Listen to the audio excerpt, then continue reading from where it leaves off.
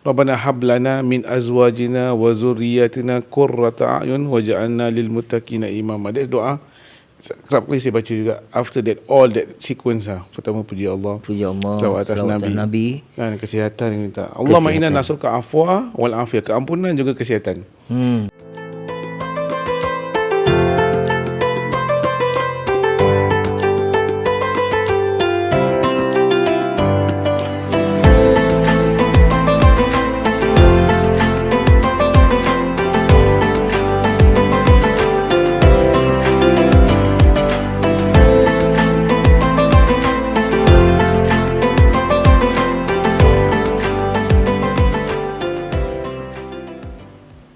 Assalamualaikum warahmatullahi wabarakatuh. Selamat datang, terus kita bersama di Seikhlas Ramadan yang dibahas oleh Bapak Kau punya podcast. Ribuan terima kasih kepada Bapa Hebat SG kerana terus menyokong untuk meneruskan Seikhlas Ramadan pada tahun ini, tahun yang kedua. Alhamdulillah. Kita dah sampai ke ujung-ujung Ramadan, Ustaz. Hari ini 28, Ustaz. 28 ke 20? 28. Episod kita yang ke-29. Hari ini dah 28 Ramadan. Alhamdulillah. Lagi satu hari dah last day of hari bukan besok last day puasa lah. InsyaAllah. Alhamdulillah. 29 hari kan kita puasa betul. Baik, ribuan terima kasih kepada Ustaz Yusof. Alhamdulillah Ustaz Yusof daripada Al-Khatib Basyarail tu dia. Ustaz Yusof Abdul Rahman. Betul Ustaz Alhamdulillah, itulah dia. Ustaz telah pun menemani saya daripada episod pertama sampai sekarang episod ke-29, Ustaz. Alhamdulillah. Apa perasaan Ustaz? Perasaan dia adalah kita dah lakukan yang terbaik dalam bulan Ramadan ni. Alhamdulillah. Kongsian ibadah kita, dan tiap lagi kita dah nak masuk bulan Syawal, dan bermakna kita dah meninggalkan bulan Ramadan. Tapi mesti kita harapan untuk kita lakukan lagi bagi beberapa hari ni lah. Betul. Satu saya ingin ingatkan yang belum lagi bayar zakat. Jangan lupa lagi 2 hari 2 hari. 1 hari setengah, 1 hari sikit lah. Pasal lepas bayang hari dah tak boleh buat lagi Betul. Okay. Dan juga alhamdulillah sepanjang bulan Ramadan ni Ustaz ada banyak kongsi cerita-cerita pengalaman Ustaz, dan juga cerita yang dapat kita simpan, doa-doa dan hadis yang Ustaz kongsi yang dapat kita insya-Allah kalau boleh yang mana ingat boleh hafal dan tetap lakukan bukan saja untuk bulan Ramadan, kelakuan ataupun yang dapat kita buat pada bulan Ramadan ni kalau boleh kita teruskan pada bulan-bulan yang seterusnya. Alhamdulillah. Baik. Topik hari ini Ustaz, fathers and creativity. Nurturing children's creativity and imagination through fathers and child activity and bonding experience. Salah satunya mungkin kalau nak dibezakan macam dulu ayah kita yang selalu ditempatkan ataupun yang selalu sibuk dengan kata-kata ayah kerja. Di mana hari Sabtu dia akan rehat. Hari Minggu dia rehat otak kerja. Sekarang kita nampak ayah-ayah dah banyak menggunakan cara-cara kreatif untuk melayani anak-anak mereka. Bukan saja kata orang tu membaca ataupun main bola kat bawah blok. Dia akan ikut aktiviti anak-anak dia. Dan salah satunya yang saya nampak ketara beza lah cara kita membesar dengan anak-anak. Dulu waktu saya kalau gini kita cakap pasal pelajaran saya mesti belajar kerana there is no second option. Maksudnya you must pass your PSLE, you must have your O level, and then you must proceed with diploma or degree or E level. Kalau you don't do that, that means you basically no hope in life. Macam kau lepas tu kau nak apa? Kalau kau kahwin dapur kau macam nak berasap kalau kau tak ada diploma, if you don't have this. But now the education they have changed in a way where dulu kalau tak pergi diploma, tak pergi poli, tak pergi college, you pergi VI. And VI likewise lah. VI is considered the last lah. So siapa yang survive from VI tak survive, mana kira kau gone case. But now VI they have elevate the status, dah jadi ITE. So there's more professional punya line that people can, budak-budak ni can go into. So if they don't get to go to poly, they don't get to go to college, they can go this. And here you tengok banyak professional punya jawatan yang they can get from here, NC2, NC3, then they can proceed up. So there's more choices lah. So how do we nurture the kids? Yang pasal tak semua orang is very good in academic, betul tak Ustaz? Ya, yang ada they are good in their hands, they are more on creative thinking and stuff like that. So academically they are not so good lah. That's how is it. Ustaz, macam apa pandangan Ustaz tentang ni? Saya mungkin abang saya kan berkenaan dengan zaman dulu dengan keadaan sekarang, dan anak-anak abang pun meningkat dewasa umur lingkungan 20-an tahun betul. Anak saya umur 11 tahun dan dia terdedah dengan teknologi, terdedah dengan gadget. Betul. Okay, yang mana sekarang primary 1 pun dah perlu ada iPad dan so on. Ya Ustaz, betul. So saya lihat pendekatan sekolah ni membuatkan gadget tu positif instead of negatif yang kita lihat kan. Kan kita pernah discuss episod sebelum tentang nak diamkan anak mesti dengan handphone kan. Lepas tu kalau tarik handphone daripada anak nanti dia akan tantrum. No, betul. Itu nak kena manage screen time. Kita pernah discuss about that. Cuma saya lihat how saya engage dengan anak saya. This is balik kepada bonding antara ayah saya lah dengan anak. Saya lihat ada 3 perkara yang mungkin saya boleh kongsikan pada episod kali ini. First kali adalah tentang bagaimana kreatifnya anak sekarang ni dengan gunakan kaedah teknologi tu. Yang sebenarnya saya tahu anak saya ni dia suka berminat melukis. Melukis pula dulu kita pakai kertas. Ya, betul. Kena pakai 2B pencil lah. Betul.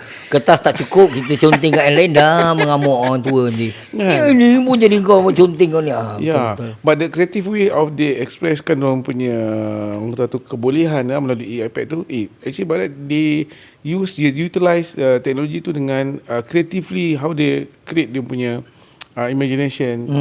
Dan saya tak tahu yang sebenarnya dia pun pandai melukis, Masya Allah, dia satu betul. So creativity is something that let them explore benda tu.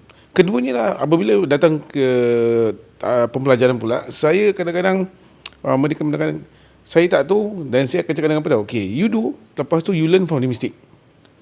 Okay. So creatively that dia tahu dah perkara tu ada kesalahan ke apa kan, tapi biar dia belajar dari kesilapan tu supaya dia akan berkembang dia punya pemahaman dia, fikiran dia. Okey, biar dia belajar dari kesilapan mereka sendiri. Ya, saya pun sama juga. Pasal for me, mak saya tak pernah halang saya. Dia lelaki kan. Kau nak balik apa? Yang penting maghrib, yang penting tahu balik rumah. Ustaz pernah balik lambat lah. Maksudnya? Dulu time bujang Ustaz pernah balik lambat. Tapi saya percaya dengan mak punya doa lah. Betul. Mak punya doa dia punya. Betul Ustaz, betul. Macam mana kita bergaul dengan orang pun, alhamdulillah agama kita punya keselamatan kepeliharaan tu saya rasa berkat doa orang tua lah. Betul, jadi bila balik kepada saya apply kepada anak saya yang umur 11 tahun ni, the creativity and also saya akan meluangkan masa dengan dia dan aktiviti-aktiviti yang sihat dan juga memberikan dia pendedahan, never let dia punya imagination tu terbatas. Tapi mengawal lah apa yang dia tengah lalui. Sebab tu dia katakan dia iPad je barat. Memang kita tak boleh kekang dia, tak boleh force dia, tapi that's how they express their creativity. And the bonding part is that, contohnya, okay, saya sekarang masa macam kita pernah discuss how ejen rumah pun dia luangkan masa dengan family is very terbatas. Betul. Saya pun sama jugalah, ustaz nak mengajar. Maksud saya wearing ustaz hat ni, dia punya masa pun terbatas. Jadi saya tak mampu nak bawa anak saya pergi ke rumah mak saya tau. Sedangkan rumah mak saya meriah dengan adik saya punya anak. Jadi macam mana nak at least saya pun tak nak kecilkan hati dia sebagainya kan. Betul. So teknologi pula kreatif lah. So what I think about is out of box. Okay, why not I video call dia supaya kurang-kurangnya physical tak ada kat rumah tu, tapi at least diorang can interact with the communication wise. Ya. So the interaction is there walaupun you don't have to be physically at that place. So dulu tak boleh. Waktu saya tak ada that apa? Waktu telefon posen pun. Yes, posen. Itu pun kau nak pakai mana dah lama-lama ni, that kind of thing. Tapi sekarang dah jadi kesenangan dan the gadget it helps. And of course it's a different experience lah. Dan saya instill creativity so that kalau besar pun nanti dia tahu macam mana nak cari jalan keluar untuk menyelesaikan masalah. Also something that kreatif lah. Saya rasa itu yang saya pun fikir macam mana nak solve pasal in other words, kadang-kadang masa ni terbatas dan how you can at least kurang-kurangnya have that kind of communication, elakkan daripada orang kata tu dia tak dapat apa sama. Sebenarnya teknologi pun apa sama. So bila dia tengok, dia happy. On that bonding still I tak putuskan. Jadi bermakna dengan mak kita have that relationship.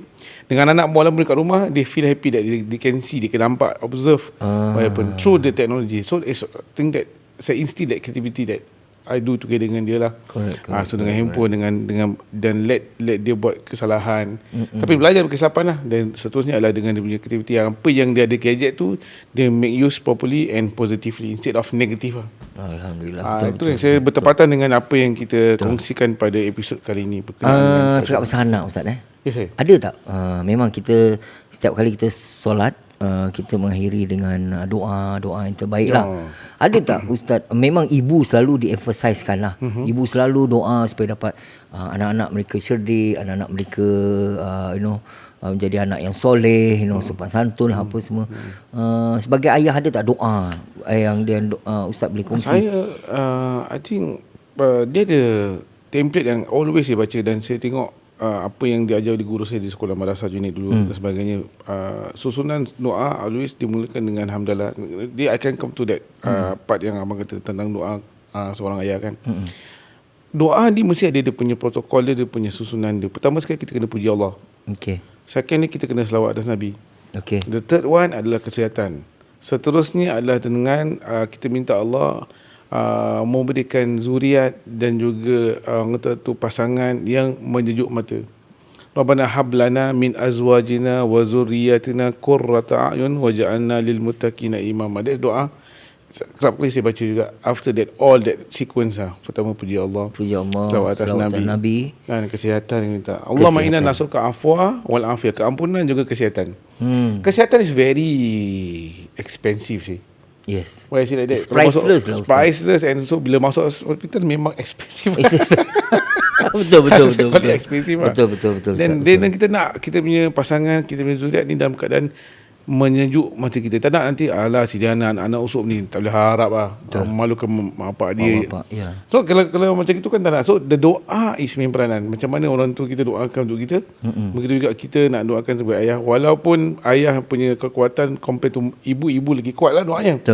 Tapi ayah pun dalam Quran yang kita share banyak, Nabi Ibrahim doakan untuk Nabi Ismail mendapat zuriat yang baik. So susulan dia adalah Nabi Muhammad SAW. Hasil daripada doa Nabi Ibrahim tu di depan Kaabah jatuh kepada semua. Keikhlasan lah. Alhamdulillah. Mudah-mudahan that's the sharing that I can say, insyaAllah. Okay, terima kasih Ustaz. Terima kasih. Itulah dia sikit panduan daripada Ustaz. Alhamdulillah. Dengan ini saya ingin ucap terima kasih kepada penaja kita. Sekali lagi Jalindo. Ingin saya ucap terima kasih kepada Jalindo. Itu dia.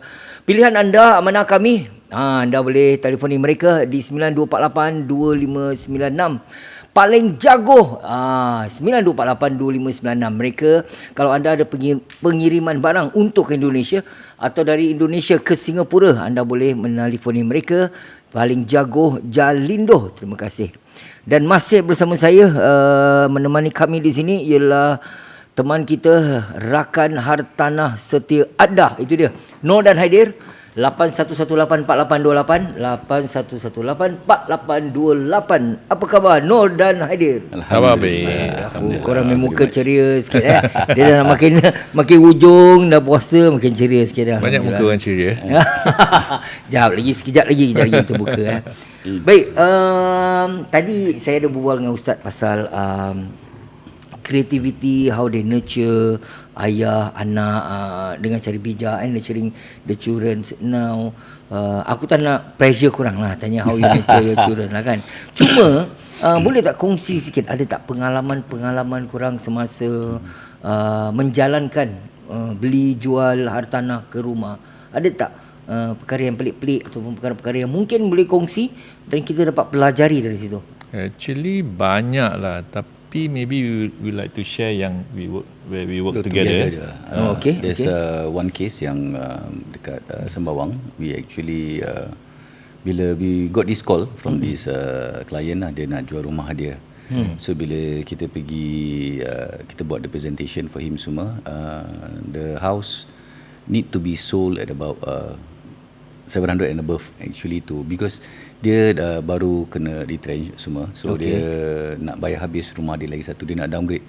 So they want to downgrade and then finish payment. Yeah. So you don't want to involve any more cash or anything betul. else. So tapi the transaction around sana is about maybe about 6 plus lah. So we need to bridge the gap of about 70,000 lah, to meet his selling price. To meet his selling price in order for him to at least have the money to buy for the next place. Which finish or fully paid also. Yes, okay. So how do you manage to do that then? Alhamdulillah, with extensive marketing kita buat semua, and before we actually market out the house, right? Okay, before that nak tambah sikit dulu. Actually bila kita datang sana, dia dah cakap dengan kita, dia dah telefon agent yang bayar sikit ni lah. Bayar sikit maksudnya apa? So I don't want to mention all this lah. No.